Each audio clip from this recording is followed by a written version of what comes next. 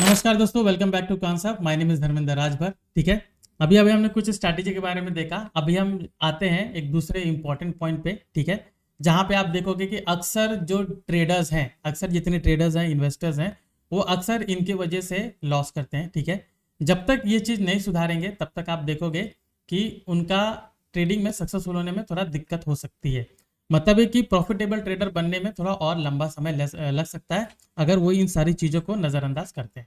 ठीक है, तो यहाँ पर जो मैं बात कर रहा हूँ बिहेवियरल बाइसेस के बारे में बात कर रहा हूँ। ठीक है, बहुत ही इंपॉर्टेंट टॉपिक है। ठीक है, कि जो ट्रेडिंग में यानी कि स्टॉक मार्केट में आप कैसे सक्सेसफुल रह सकते हैं, मैं उस साइकोलॉजी के बारे में बात कर रहा हूँ।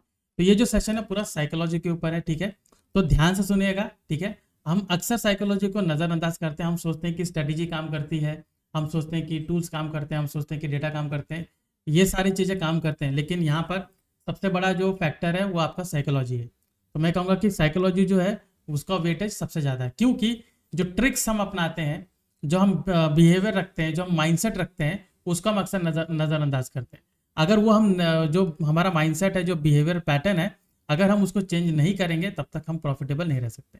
तो चलिए मैं डिस्कस करता हूँ कि किस तरीके से बिहेवियरल पैटर्न लोगों का होता है। ठीक है, तो let me share my screen और आगे हम डिस्कस करेंगे। तो यहाँ पर मैं बिहेवियरल पैटर्न के बारे में बात कर रहा हूँ। तो सबसे बड़ा लोगों का साइकोलॉजिकल फैक्टर क्या होता है? लोगों को डर होता है। ठीक है, अब डर किस बात का होता है? कि डर आप देखो कि बहुत सारे होते हैं, बोलते हैं कि ये ट्रेड मैं लूं या ना लूं, ये सारे ट्रेडर होता है। लेकिन सबसे बड़ा जो प्रॉब्लम होता है लोगों का वो होता है फोमो, यानी कि फियर ऑफ मिसिंग आउट। ठीक है, हम ट्रेड लें या ना लें ये तो दूसरी बात है, ये तो आपका डिसीजन होता है कि हम उसमें लेते हैं या नहीं लेते हैं, वो तो अलग बात है।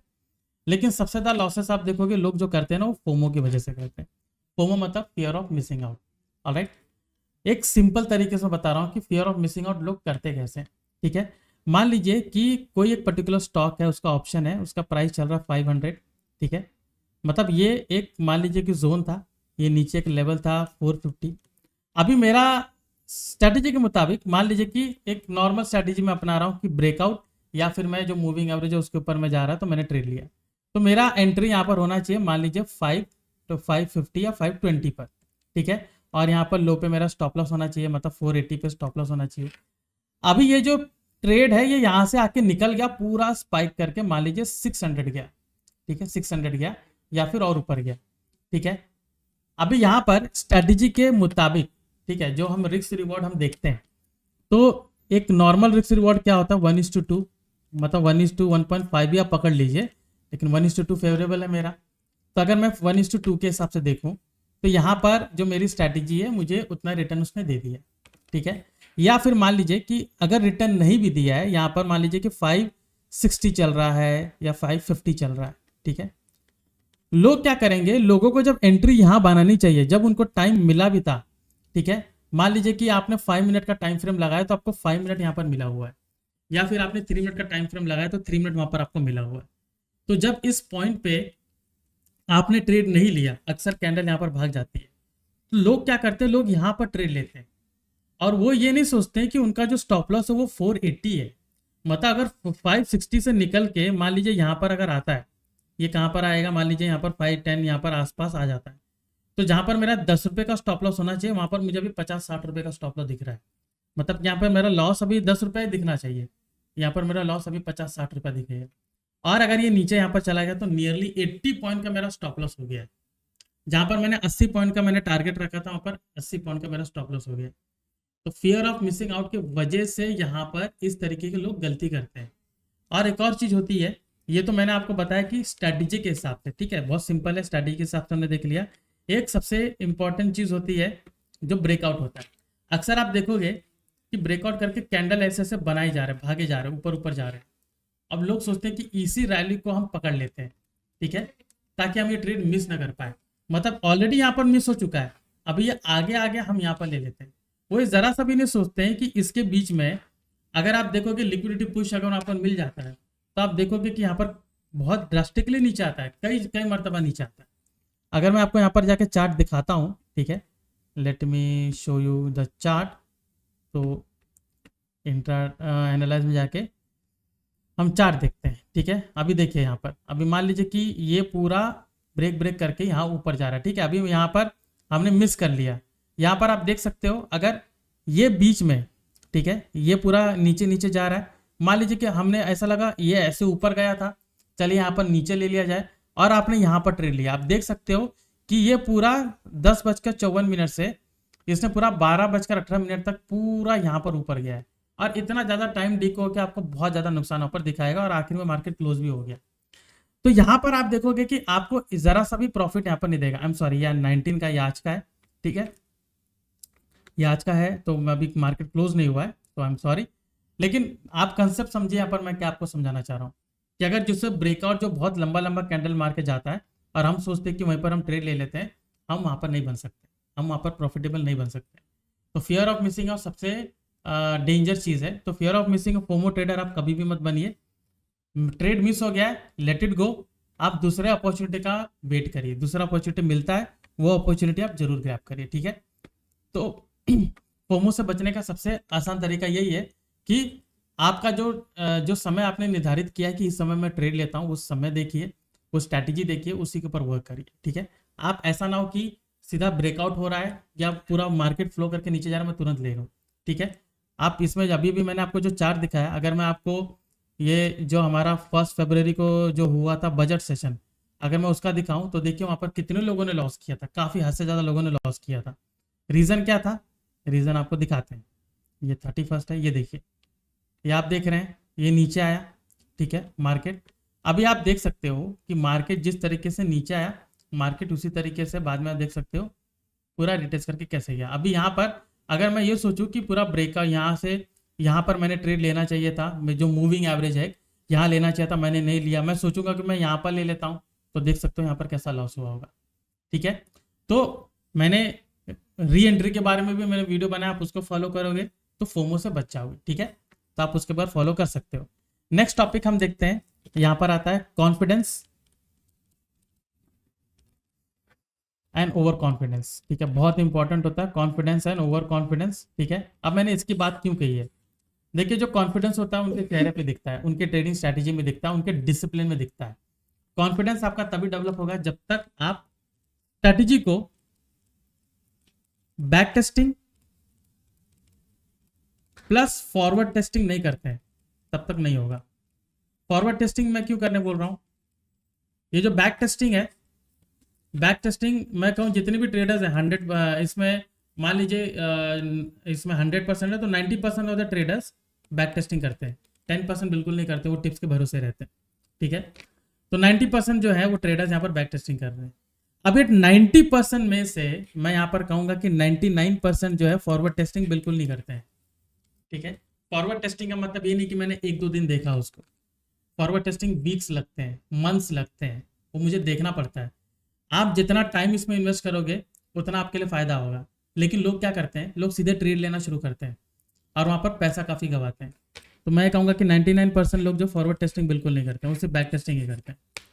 फॉरवर्ड टेस्टिंग में भी आप जो डिसिप्लिन अप्रोच है वो मेंटेन करना पड़ता है। डिसिप्लिन अगर नहीं करोगे, मतलब स्ट्रिक्ट एसएल, स्ट्रिक्ट टारगेट, ठीक है, स्ट्रिक्ट स्ट्रैटेजी, वो देखना पड़ता है, मुझे टाइम लिमिट करना पड़ता है, मुझे नंबर ऑफ ट्रेड्स को लिमिट करना पड़ता है, ये सारी चीज़ें, ठीक है। आपका ट्रेड्स कम होना चाहिए, आपका स्क्रिप्ट जो है वो आपके सेटिंग के हिसाब से होना चाहिए, आपका जो स्टॉप लॉस है वो आपके रिस्क के हिसाब से होना चाहिए, आपका टारगेट भी आपके रिस्क के हिसाब से होना चाहिए।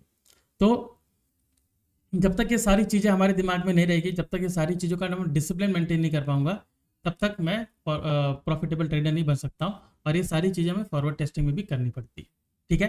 तो ये हो गया फॉरवर्ड टेस्टिंग वाला, ठीक है।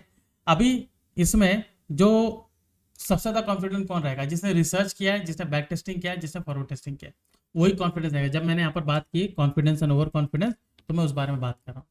तो अगर आपको कॉन्फिडेंट बनना है तो आप ये सारी चीज़ें आपको एक साथ करनी पड़ती है। ओवर कॉन्फिडेंस सिर्फ बैक टेस्टिंग वाला होता है और वो ह्यूज क्वांटिटी वहाँ पे लगाता है, और अक्सर वो लॉस करते हैं। ह्यूज क्वांटिटी लगाएंगे, 5 लाख रुपए, सीधे 5 लाख रुपए पूरा एक ही ऑप्शन में करेंगे। ऐसा भी नहीं करते हैं कि मैं 30% अमाउंट, 20% अमाउंट या 1 लाख से ही मैं ट्रेड करूँ, 5 लाख या 1 लाख ही मैं इन्वेस्ट करता हूँ, ऐसा नहीं करते हैं, ठीक है। वो ओवर कॉन्फिडेंट वाले होते हैं। ऑलराइट, सो ओवर कॉन्फिडेंट के बारे में मैंने आपको बताया, ठीक है। अभी आपका नेक्स्ट वाला आता है लॉस अवर्शन, ठीक है। लॉस अवर्शन क्या होता है, ठीक है। लॉस अवर्शन आप देखिए बहुत ही कॉमन है, ऑलराइट, बहुत कॉमन है। मान लीजिए कि आपने एक पर्टिकुलर ऑप्शन 500 पे आपने बाय किया, ठीक है। स्टॉप लॉस मान लीजिए आपने लगाया नहीं लगाया, या फिर मान लीजिए कि स्टॉप लॉस बहुत बड़ा लगाया, या फिर आपने 450 का स्टॉप लॉस लगाया और यहाँ पे आपने ह्यूज क्वांटिटी आपने लिया है, ठीक है। और लॉस अवर्शन में कई बार देखोगे कि स्टॉप लॉस थोड़ा बड़ा भी होता है, तो 500 हो सकता है 450 से ज़्यादा नीचे 400 भी हो। अब मान लीजिए कि यहाँ पर आपने 900 क्वांटिटी लगाया, मान लीजिए बैंक निफ्टी की मैं बात कर रहा हूँ, तो यहाँ पे अगर ये 30 रुपए नीचे आते तो 27,000 का लॉस दिख रहा है। अभी 900 के हिसाब से अगर मान लीजिए कि वो 600 रुपए का, सॉरी 500 का स्टॉक है, ठीक है, तो 5,40,000 आपने इन्वेस्ट किया है, उसमें से 27,000 नेगेटिव हमें दिख रहा है, ठीक है। कई लोग पूरा कैपिटल लगाते हैं, जैसा भी मैंने थोड़ी देर पहले बोला। तो ये जो 30-40 हो सक 40 पॉइंट नीचे, 45 पॉइंट नीचे आ गया, ठीक है, तो 27,000 से पूरा बढ़ के ये 40-50,000 नुकसान दिखाना शुरू कर दिया। अब लोग यहाँ पर इतने डर जाते हैं, बोलते हैं कि कैसे करके ये 500 पे दोबारा है, ठीक है, कैसे करके ये 500 पे दोबारा है।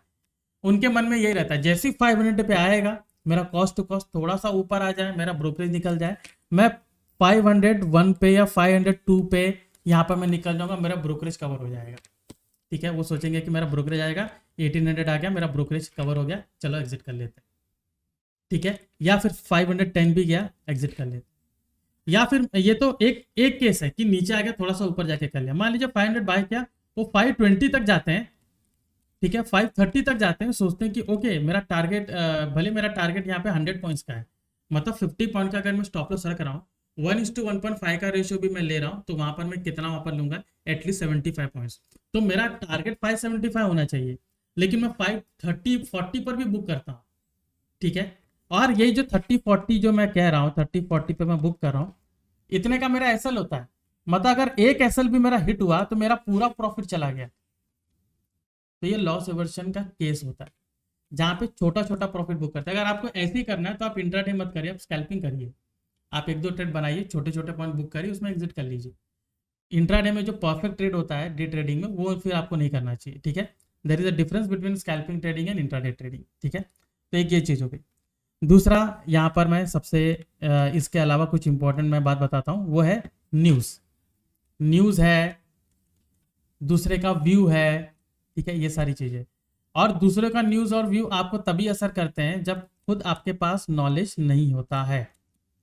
नॉलेज की, जब मैं नॉलेज की बात करूं तो मैं नॉलेज, दुनिया की नॉलेज की बात नहीं कर रहा हूं, मैं यहाँ पर बात कर रहा हूं कि जो पर्टिकुलर स्ट्रैटेजी अपना रहे हो, जो आप टूल्स अपना रहे हो, उसका अगर आपको नॉलेज नहीं है, जो कंसेप्ट आप अपना रहे हो उसका नॉलेज नहीं है, यहाँ पर आप टिप्स के भरोसे काम कर रहे हो, ठीक है। तो न्यूज़, दूसरे का व्यूज, कई बार हम स्ट्रैटेजी ले लेते हैं, एक दूसरा कोई व्यू आ जाता है, वो बताते कि नहीं इसका व्यू तो ऐसा है, आपको पूछना चाहिए कि व्यू कैसा है, ये व्यू क्या मैंने जो स्टडी किया उसके हिसाब से भी है, ओके वहां पर मिल रहा है तो ठीक है, हम उसके हिसाब से कर सकते हैं चेंजेस। लेकिन जब हम दूसरा व्यूज हम देखते हैं, ठीक है, वो सारी चीजें देखते हैं, तो यहाँ पर असर होता है। और दूसरी बात ये होता है ना कि कई बार हम इसी न्यूज और व्यूज के चक्कर में हम एक्सपेंसिव स्टॉक को बाय कर लेते हैं, ठीक है। एक्सपेंसिव स्टॉक को मतलब कैसा होता है कि मान लीजिए कि एक जो पर्टिकुलर स्टॉक है जिसको मुझे 110 रुपए पे बाय करना था, न्यूज की वजह से वो चला गया 120 रुपए, मैं बोलूंगा बहुत महंगा है। अभी थोड़ा 2 रुपए नीचे आया, 118 रुपए नीचे आया, तो मैं बोलूंगा मैं यहाँ पर बाय कर लेता हूँ, मुझे लगेगा वो सस्ता है। हालांकि मुझे उसको 110 पे बाय करना चाहिए था, लेकिन वो 118 चल रहा है, 8 रुपए ऊपर मैंने वहां पर बाय कर लिया, ठीक है। तो ये एक्सपेंसिव की भी बात हो रही है, ये भी न्यूज और व्यूज के हिसाब से होता है, ठीक है। ये भी हमारा व्यू वहां पर रखना पड़ता है, व्यू थोड़ा नजरिया बदलिए। अभी ऐसा होता है कि जब आपने ऑलरेडी डिसाइड किया है कि मैं इस पर्टिकुलर प्राइस पर बाय करूंगा, तो वहीं पर बाय करिए, ठीक है। अगर थोड़ा सा बढ़ जाता, थोड़ा ऊपर नीचे चल जाता है, लेकिन इतना भी ज्यादा ऊपर ना हो। अभी यहाँ से 110 से 120 अगर मैं पकड़ूं तो नियरली 2% से ज्यादा हो गया, ठीक है। इन केस ऑफ इन्वेस्टर्स तो इन्वेस्टर्स की कोई बात नहीं, इन्वेस्टर्स तो उसमें बाय करके होल्ड ही कर सकते हैं, बट जब आप ट्रेड कर रहे हो, day trading, swing trading, position trading, तो ये प्राइस बहुत मायने रखता है। तो ये सारी चीजें भी डिपेंड करती है न्यूज और व्यूज, ठीक है। अपना व्यूज रख रहे हो, अलाइन होना चाहिए, नहीं है तो सीख लीजिए, ठीक है। ऐसा जरूरी नहीं कि सामने वाला का व्यू गलत ही हो, आप उसके ऊपर भी देखिए, स्टडी करिए, और आपको लग रहा है कि अलाइन कर रहा है, then go with it. Knowledge लेना सीखे नॉलेज को, और उसको इम्प्लीमेंट कीजिए, तभी जाके आप उसमें कॉन्फिडेंस रह सकते हो, ठीक है। अभी लास्ट वाला सबसे आता है हर्ड मेंटालिटी, ठीक है। हर्ड मेंटालिटी मैंने क्यों कहा है, क्योंकि अक्सर लोग इसी में पाए जाते हैं, ठीक है। अभी ये जो हर्ड मेंटालिटी है, इसको जरा मैं मिटा देता हूँ। हर्ड मेंटालिटी में क्या पाए जाते हैं? टिप्स, न्यूज़, ठीक है, अभी मैंने न्यूज़ डिस्कस किया, ठीक है। किसी ग्रुप में बात चल रही है, आप एक ग्रुप में बात चलती है, मैंने देखा है ग्रुप में बात चलेंगे, बोलेंगे कि बहुत सारे ग्रुप में थे, वो सीधे सामने से बोलते हैं काम कीजिए, आप टाटा मोटर्स बाय कर लीजिए, खूब पैसा देगा, आप ये बाय कर लीजिए, आपको खूब पैसा देगा, ठीक है।